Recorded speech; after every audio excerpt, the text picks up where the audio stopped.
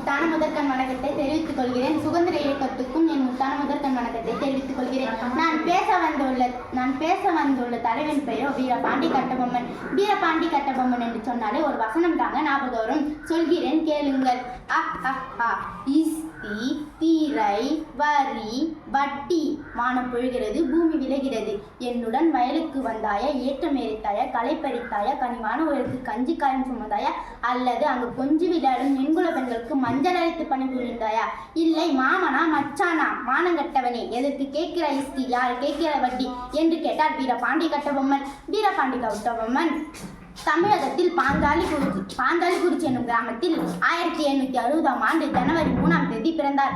இவரது தந்தையர் பெயர் திக்கு விவசாயி பாண்டியன். இவரது தாயார் பெயர் ஆறுமுகத்தாள் என்பதாகும். இவரது இயற்பெயர் பாண்டியன் என்பதாகும்.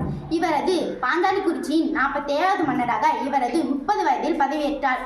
பதவியேற்றது இல்லாமல் 1798இல் இவர் ஆங்கிலேயர்களால் தாக்கப்பட்டார். தனி மனிதராக போராடி வெற்றி வீரனாக வீடு திரும்பினார். அது மட்டும் இல்லாமல் 1799ஆம் ஆண்டு ஆங்கிலேயர்களால் பாஞ்சாலிக்குறிச்சி கோட்டையை கைப்பற்றினார். அதிலிருந்து தப்பித்து வந்து கோட்டையை விட்டு வெளிவந்து கயத்தாறு என்னும் ஊரில் மறைந்திருந்தார். அதை கண்டுபிடித்து ஆங்கிலேயர்கள் எப்படியோ அவரை கைப்பற்றி கயத்தாறு என்னும் ஊரில் ஒரு புளிய மரத்தில் தூக்கிலிடப்பட்டார்.